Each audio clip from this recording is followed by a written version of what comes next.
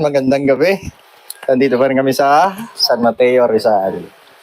Sa bahay ni Castable. So, ano ating pagsasabi sa ating dalawa?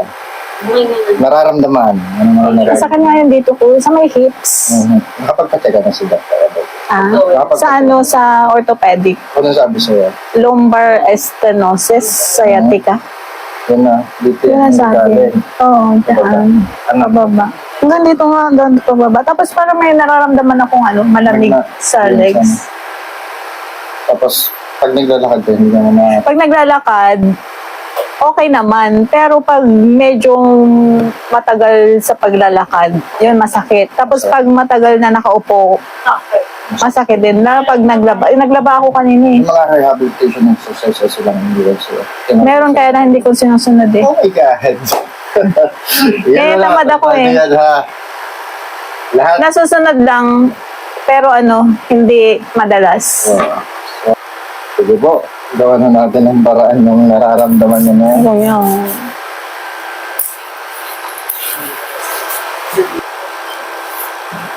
Ganun lang, para namang Oo, yun, may mga ganun.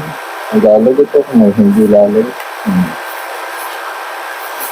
Mamaya pala kayo Relax lang po. Masakit? Ilan taong ka mga kayo? 51. Parang hindi naman. Hello? 51 na ako. Parang 15, 11 months lang. 11 mas. Aw. Bakit doble yung tunog? Bakit pag ako nagpapatunog, isa lang? May yung ko left arm. Pero yan, inborn siya. Nung bata daw ako, sabi ng nanay ko, paglabas ko, nakaganyan daw. So, nung parang, ano bang tawag doon? Komang, parang Oo. Gitaro natin. Pero inborn yan, hindi naman siya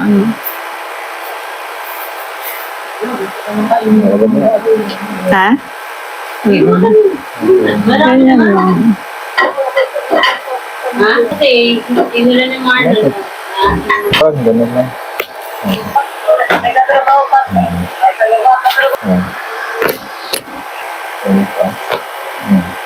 Ambot pa.